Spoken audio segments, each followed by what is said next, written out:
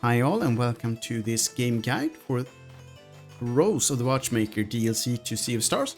We are working on getting time room number 9 and we are in Horloge. I don't like that Narcissus King fella. Can't spell poster without poser.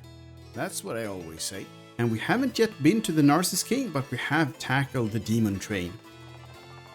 I got my ticket. Narcissus King has so much class. I can't wait to see the place.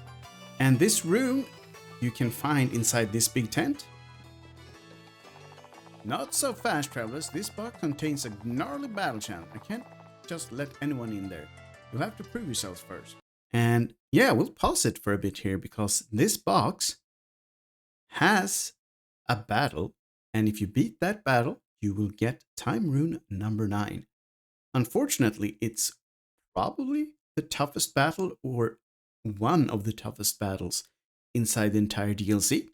So you can find it pretty early on, as I just did, but in order to get inside the box, you need a certificate of Balloonery, which we will find in Horloge in just a little bit.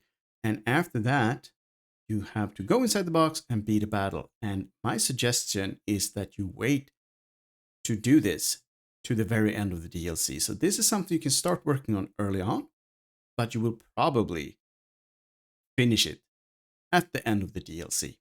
But this is the tent you want to go when you have the certificate of Balloonery, which we will be going after right now. So here we are outside the very same tent, much later in the DLC, but I just want to show you the area. And you're free to go back to Horloge between missions.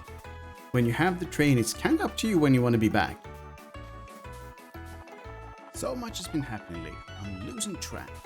So at this point,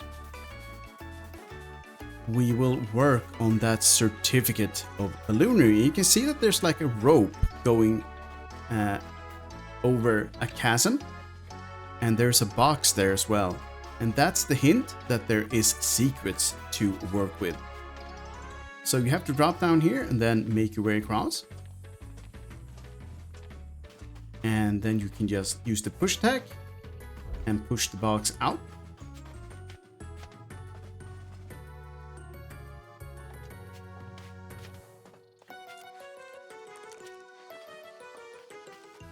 And yeah, that's actually an entrance. It's kind of hard to see. And for some reason, there's also a clock there. I guess that might be the hint that we're working on a time route. Might as well get the goodies while you're at it, but this is the important bit.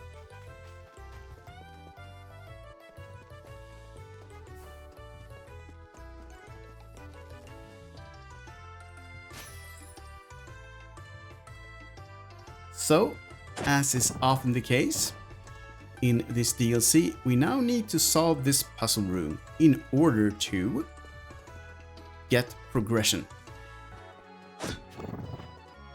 So this puzzle here needs to be solved in order to progress. And I've already been in this room and tinkered a bit. I wish that you could reset the default position of everything in puzzles. This is exactly what I'm trying to do here, but then I realized that you're simply stuck with the progression where you left it off, which is a shame, because sometimes puzzles are harder when you leave them halfway through. But what you want to do is to get as far up as possible before you start tinkering too much, because otherwise you'll lock yourself off. So, for example, don't push on that box right there. Just make your way to the top and push that box first. And then you can push that box as well. And to finish things off, last box. So don't fall for the temptation to go bottom up. Instead, go top down. And this will start this little fan and push these balloons out of this cave.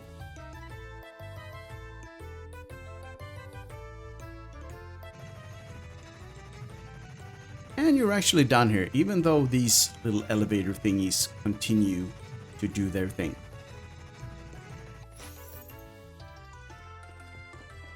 And you can't follow the balloons out going that way. So you'll need to backtrack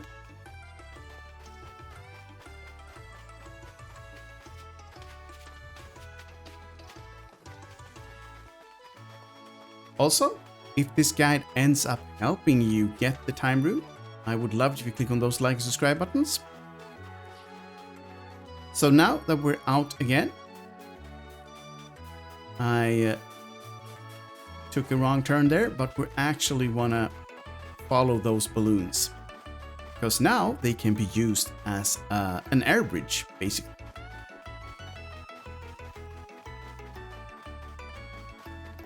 Down we go, and jumping across. Grab some loot. And down we go again.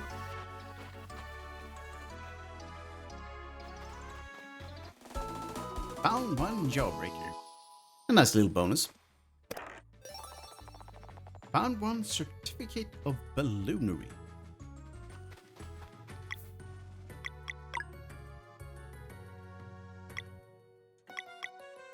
Seems pointless, but might interest someone. So at this point, you could go to the tent with the box and show him the certificate, and that will give you access to a very challenging battle. And at earlier points in the DLC campaign, it might be nearly impossible to beat that fight, but you're free to try.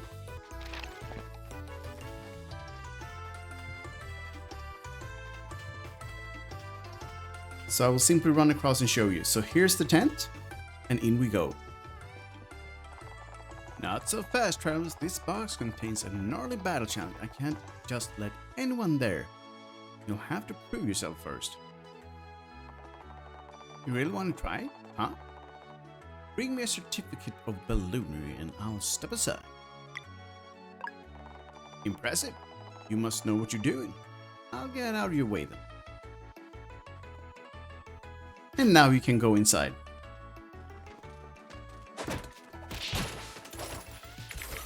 And at this point, this battle just killed me, so I will not go into much more detail right here. So here we are in Horloge again at the very end of this DLC.